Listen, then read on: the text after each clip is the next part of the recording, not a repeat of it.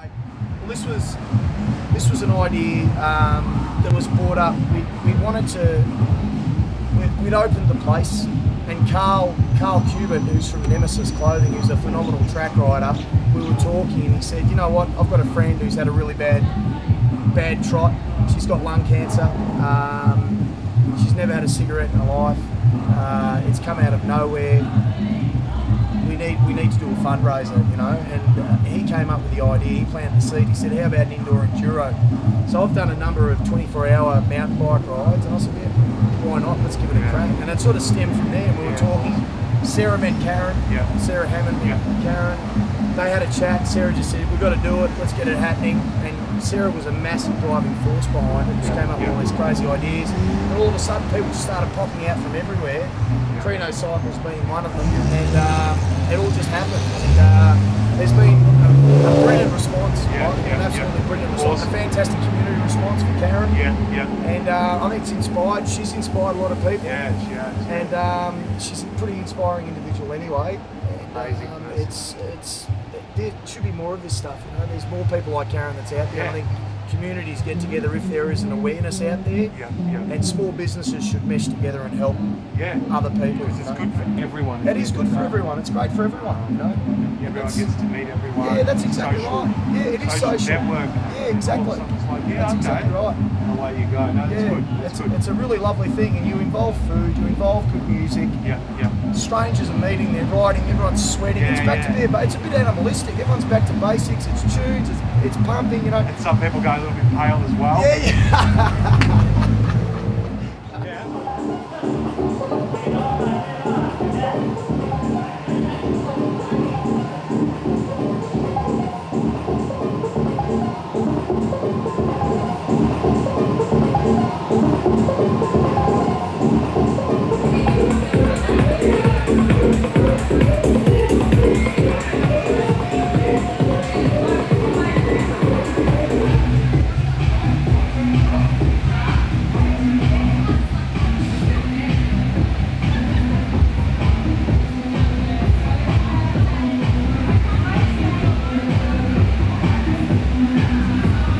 So I was diagnosed last February with lung cancer.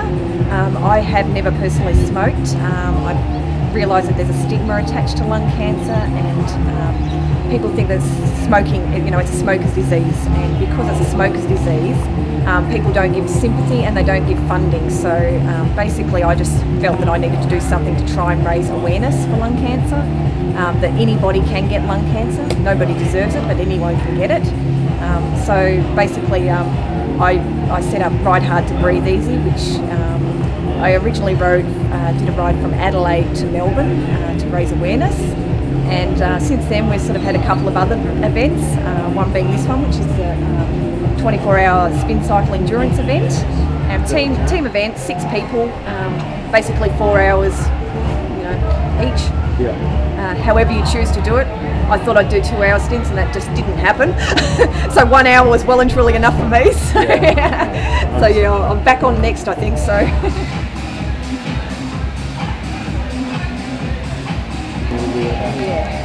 When I was diagnosed, they tested for a gene mutation, an EGFR gene mutation, and I do have that. So I was originally put on Aressa, which is a targeted therapy drug, and that's been working quite well, but as of next week I'm going to see my oncologist, and he's talking about changing to chemo for a while and see how we go with that, because the tumour is still growing. It did shrink a lot to begin with, but it has started growing again, so you know, we're just going to try something different and see if it works.